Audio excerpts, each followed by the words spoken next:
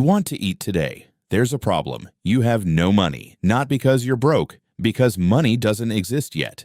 No coins, no cash, no cards, nothing. For roughly 300,000 years, this was every human who ever lived. And somehow, they still ate. They traded. Some of them even got rich without a single coin ever changing hands. So how? How do you get anything you want in a world with no money? The answer is stranger than you think, and it reveals something uncomfortable about the money sitting in your pocket right now. Today, the average person will spend around 90,000 hours of their life working for money, chasing it, worrying about it, counting it. But for almost all of human history, that number was zero. No wages, no prices, no banks. So what were people actually doing instead? Now, if you paid attention in school, you already think you know the answer. Barter. Before money, people just swapped things. 2 fish for an axe. Simple. Logical. There's just one problem. It never happened.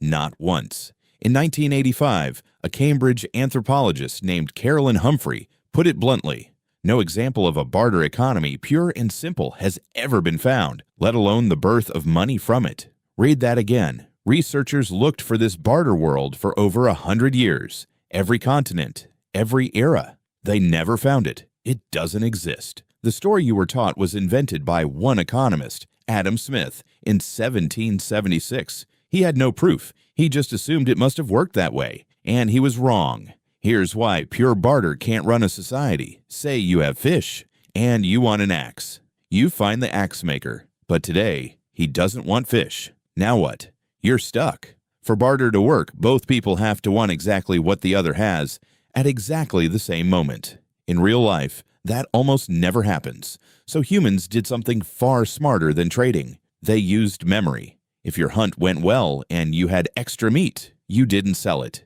You gave it away. To your neighbor, your cousin, the family across the fire. But that meat wasn't free. It created an invisible debt. And everyone remembered it. Next month, when your hunt failed and theirs didn't, they fed you. No prices, no coins. Just a living web of who owed what, tracked entirely inside people's heads. Your bank account wasn't a number. It was the memory of everyone around you, which means your most valuable thing wasn't a tool or a pile of food. It was your reputation. In a world with no money, no police, no written contracts, being known as generous and reliable was survival. Get a name as selfish or as a cheat, and people quietly stopped sharing with you. And in that world, no sharing meant death. Your reputation was your credit score, except everyone around you could see it all the time. You could never hide a bad one.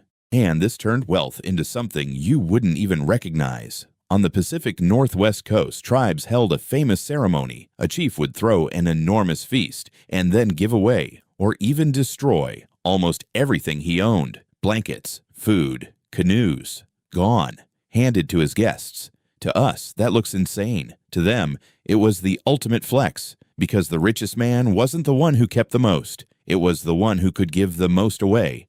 Every gift put someone in his debt. Generosity was power. Anthropologists found the same rule in cultures all over the world. A gift is never truly free. It always ties two people together. Eventually, some things did start to hold value on their own. Small, polished seashells traded across half the planet. Cattle, so tied to wealth that in many languages the very word for money grew out of an older word for cattle. And on one remote island, people used giant stone discs, some as big as a car. One of them sank to the bottom of the sea while being moved, and everyone simply agreed it still belonged to its owner. It still counted as his wealth. At the bottom of the ocean, because value was never really in the object. It was in what everyone agreed to believe. Then, around 5,000 years ago, in the temples of ancient Mesopotamia, everything changed. Priests had to keep track of grain, labor, and debt across thousands of people, far too many to remember, so they started writing it down on clay tablets. Who owed what, measured in a fixed unit that was originally just a set weight of barley. This was the first money. And look closely at what it actually was. Not coins, not gold, debt, written down. Money wasn't invented to replace barter. Barter was never there. It was invented to record the exact same favors and debts humans had already been tracking in their heads for hundreds of thousands of years. All money ever did was take trust and turn it into a number, and that's the uncomfortable part. You think money made us richer, but look at what it quietly replaced. Your ancestors didn't need money because they had something you might be missing, people who would feed them for nothing, because they had fed others for nothing. Their safety net wasn't a balance in an app. It was each other. You can have thousands in your account and still feel completely alone. They had zero and were never truly on their own. We didn't invent money to survive. We survived for hundreds of thousands of years without it. We invented money the moment we grew too big to remember each other's names. Money isn't trust. It's what we built when we could no longer trust everyone. So the next time you open your banking app, remember this. The number tells you how much you have. It tells you nothing about how many people would catch you if you fell. Your ancestors couldn't count their wealth. They could only count on each other. They lived their whole lives without money. So ask yourself something even simpler. What did they do when there was nothing left to eat at all? That story is one click away.